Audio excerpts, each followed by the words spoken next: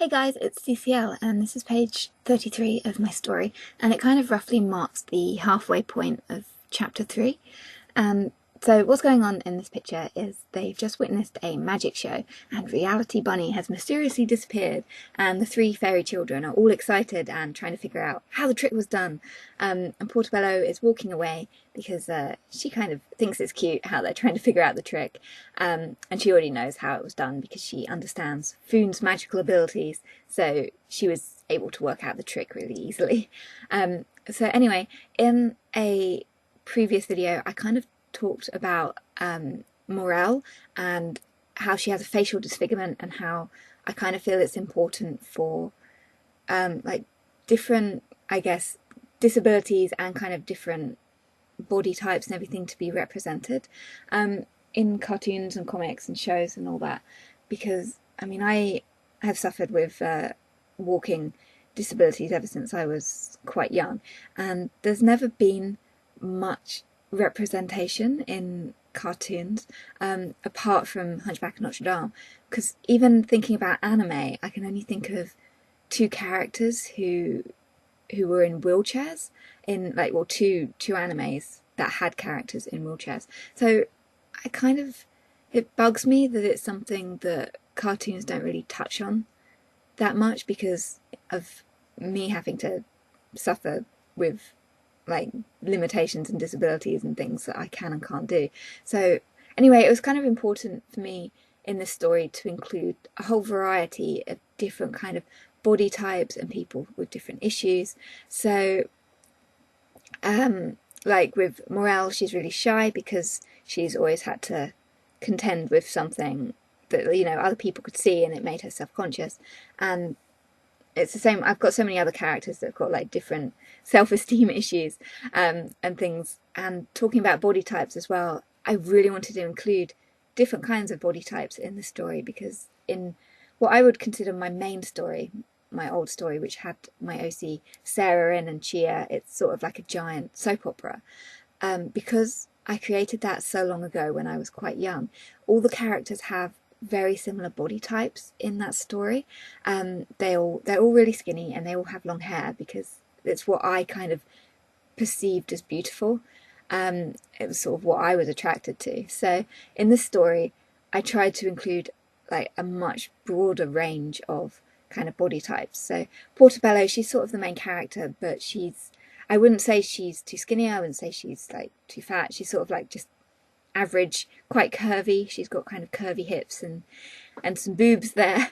And then I've got like the two fairy children. I've got Button and Indigo L, who are kind of podgy, and they've got like that kind of chubby kid fat, which is really cute. And then I've got other characters like Honey, who she's quite large, but she's like big and beautiful. She carries it off really well. And later on in like a different part of the story that I won't get to for years because it's really quite near the end of the story, there's a character who makes quite a nasty comment about Honey's weight, and you actually get to see a side of her which is actually quite vulnerable, and then you really find out how she was actually in kind of an abusive relationship, and that's what turned her into being the villain in part 1 of the story. So it's nice that you get to see what kind of caused her to become kind of the way she is, and also her body image and self-esteem and stuff surrounding like weight and stuff, because that was something I suffered from when I was in my teens and everything. So I wanted to include like a large character who, even though she's the villain, there's actually another side to her that you don't get to see till near the end of the story. Anyway, and then I've got other characters, like I've got Foon, who is very, very tall for a female fairy, and she's attracted to other female fairies. That's her kind of her preference. And then the opposite of Foon, I've got Shiitake and her twin brother Lentinus, who are really short characters. And then I've got Pax, who's really, really skinny and she's really shy. And I've got Phallus, he's like the tallest fairy in the forest, and as a result he's kind of hunched over because he's constantly having to look down the other fairy, so he's kind of got a really hunched posture. And then I've got Chanterelle, who's got like no boobs. She's like really flat-chested.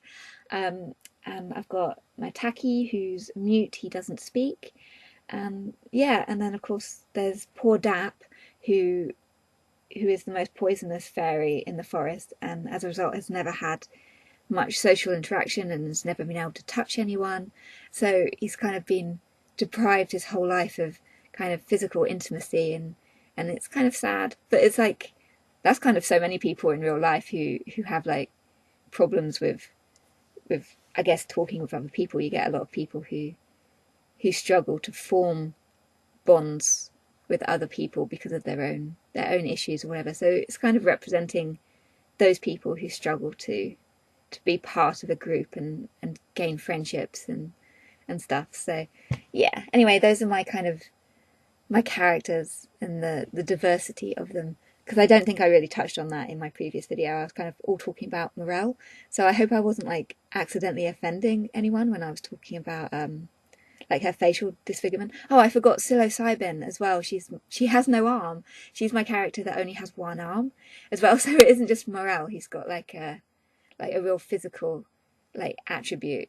But yeah, the characters in my story, it never kind of stops them from doing things or anything. They're still able to like interact with others, and it doesn't like change who they are. They're still really nice characters, even though they've got issues, which everyone in the world has issues. So anyway, that's kind of where I was going with the characters in this story. So anyway, thanks for watching. Sorry this video is much longer than usual. I just kind of wanted to talk about my characters. So maybe you were like working on art yourselves or something and just listening to me in the background. So yeah, thank you so much for listening or watching or both, and I'll see you guys all soon.